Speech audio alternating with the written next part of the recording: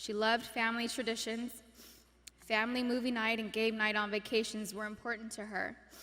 Gigi always looked out for everyone. She was very much in tune with our feelings and wanted the best for us. Gianna was smart. She knew how to read, speak, and write Mandarin. She knew Spanish. She had great grades and kept them up, all while becoming an incredible basketball player. She was president of School Spirit on student council. She was director's assistant for her school play, just like her big sister. She was looking forward to graduating 8th grade and moving on to high school with her big sister, Natalia. I'm so happy she was given the opportunity to know that she was accepted to the same high school. She was really happy. Gianna made us all proud, and she still does. Gianna never tried to conform. She was always herself. She was a nice person, a leader, a teacher, wearing a white tee, black leggings, a denim jacket, white high-top Converse, and a flannel tied around her waist with straight hair was her go-to style. She had so much swag and rhythm ever since she was a baby. She gave the best hugs and the best kisses. She had gorgeous soft lips like her daddy. She would hug me and hold me so tight. I could feel her love me. I loved the way she looked up at me while hugging me. It was as if she was soaking me all in. We love each other so much. I miss her so much. She was so energetic. I couldn't keep up with her energy. She lapped Natalia and I on a track once. She was about 6 years old. We let her have a head start. She still dusted us. I missed her sweet kisses. I missed her cleverness. I missed her sarcasm, her wit, and that adorable sly-side smile followed with a grin and a burst of laughter. We shared the same cat that ate the canary grin. Gigi was sunshine. She brightened up my day every day. I miss looking at her beautiful face. She was always so good, a rule follower. I knew I could always count on her to do the right thing. She was the most loving daughter, thoughtful little sister, and silly big sister. She happily helped carry the little's diaper bag or played with them. She liked helping me with Bianca and Capri. Bianca loved going to the playground, swimming and jumping on the trampoline with Gigi. I used to tell Gigi that I thought Coco considered her her favorite sister. Capri would smile from ear to ear when Gigi walked into the room, and Capri reminds me a lot of Gianna. They look alike and just smile with their whole face, pure joy. We will not be able to see Gigi go to high school with Natalia and ask her how her day went. We didn't get the chance to teach her how to drive a car.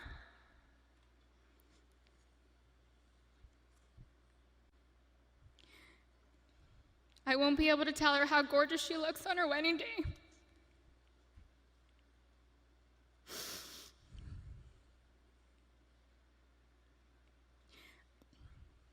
I'll never get to see my baby girl walk down the aisle, have a father-daughter dance with her daddy, dance on the dance floor with me, or have babies of her own. Gianna would have been an amazing mommy. She was very maternal ever since she was really little. Gigi would have most likely become the best player in the WNBA. She would have made a huge difference.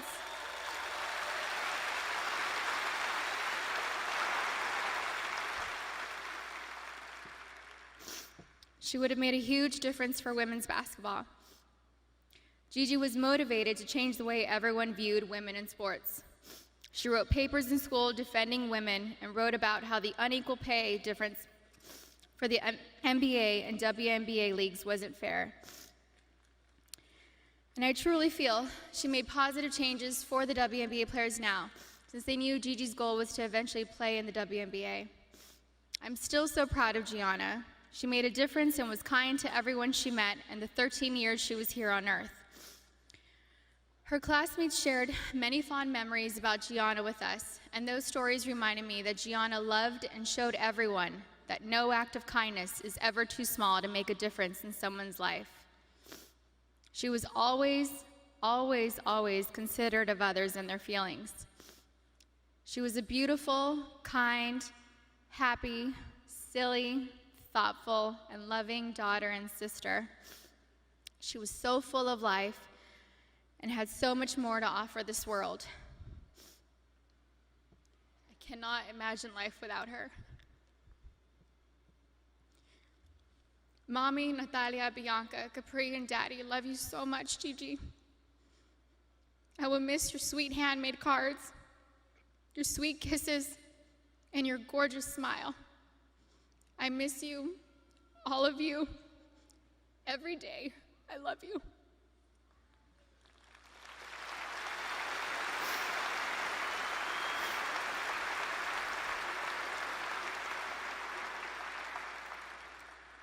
Okay. Soulmate.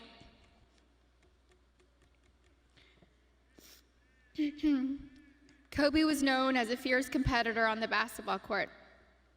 The greatest of all time, a writer, an Oscar winner, and the Black Mamba.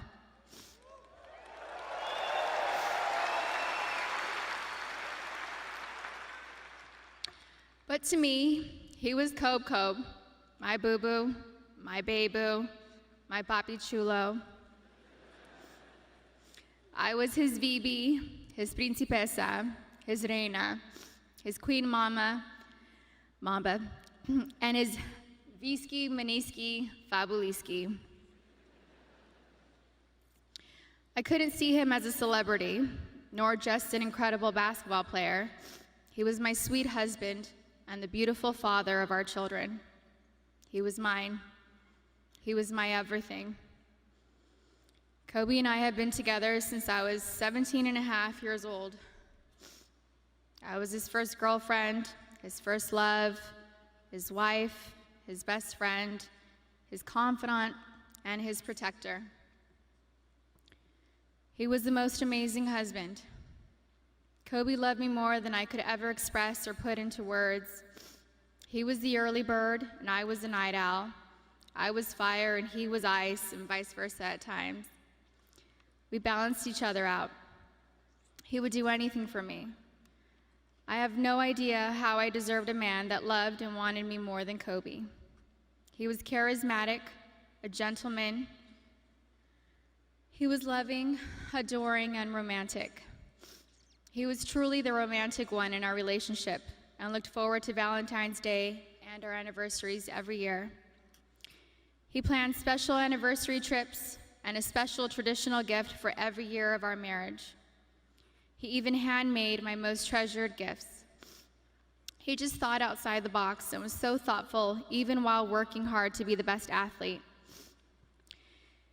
He gifted me the actual notebook and the blue dress Rachel McAdams wore in the Notebook movie. When I asked him why he chose the blue dress, he said it was because it's a scene when Allie comes back to Noah.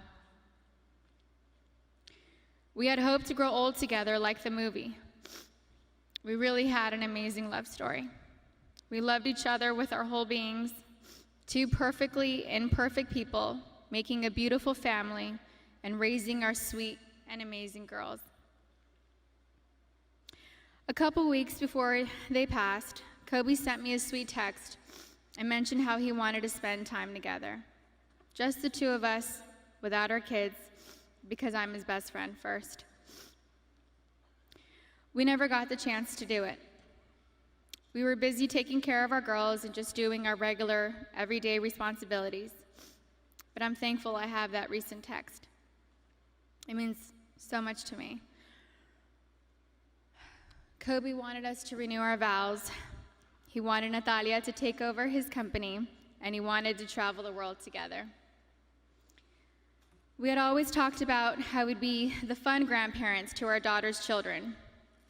He would have been the coolest grandpa. Kobe was the MVP of girl dads, or MVD.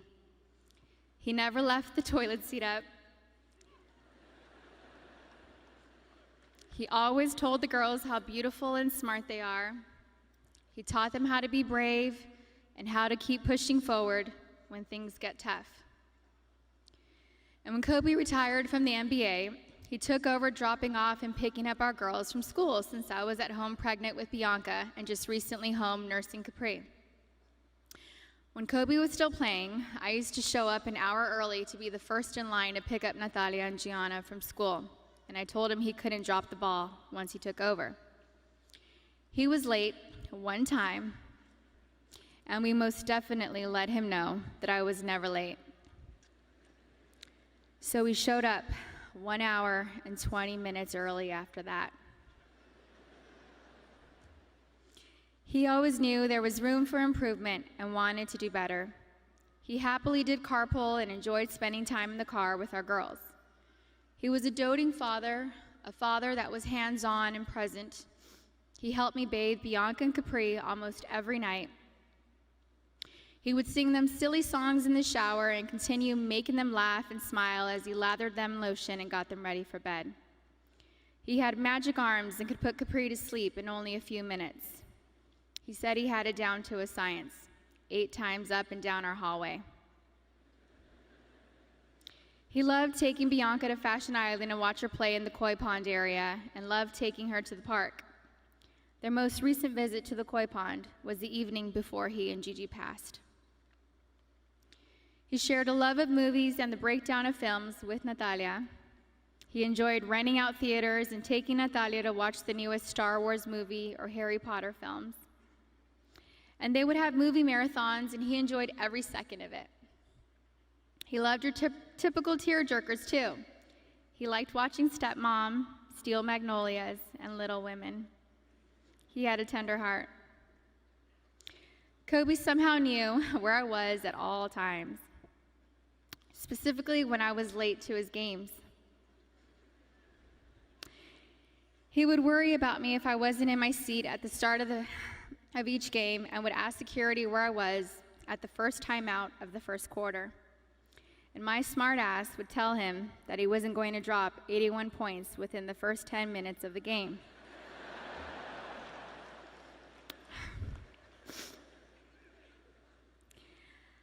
I think anyone with kids understands that sometimes we can't make it out the door on time. And eventually he was used to my tardiness and balled out. The fact that he could play on an intense professional level and still be concerned by making sure we made it to the game safely was just another example of how family came first to him. He loved being Gianna's basketball coach. He told me he wished he would have convinced Natalia to play basketball so that they could have spent even more time together. But he also wanted her to pursue her own passion. He watched Natalia play in a volleyball tournament on her birthday, on January 19th. And he noticed how she's a very intelligent player.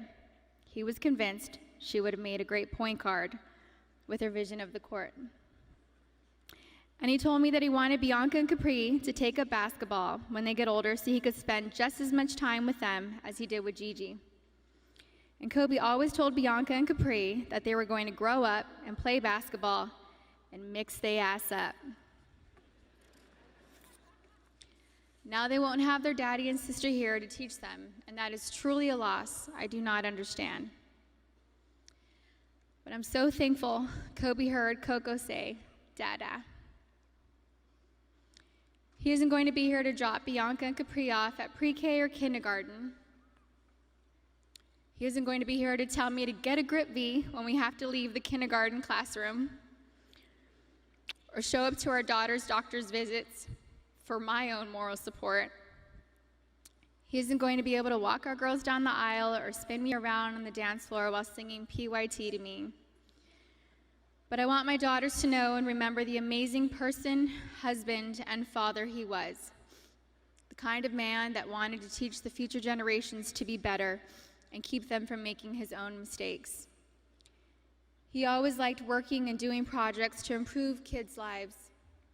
He taught us all valuable lessons about life and sports through his NBA career, his books, his show Detail, and his Punies podcast series. And we're so thankful he left those lessons and stories behind for us. He was thoughtful and wrote the best love letters and cards. And Gigi had his wonderful ability to express her feelings into paper and make you feel her love through her words. She was thoughtful like him. They were so easy to love. Everyone naturally gravitated towards them. They were funny, happy, silly, and they loved life. They were so full of joy and adventure.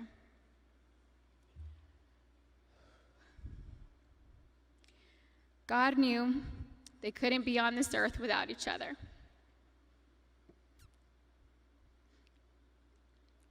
He had to bring them home to heaven together. Babe, you take care of our Gigi. And I got Nani, Bibi, and Coco. We're still the best team. We love and miss you, Boo Boo and Gigi. May you both rest in peace and have fun in heaven until we meet again one day. We love you both and miss you forever and always. Mommy.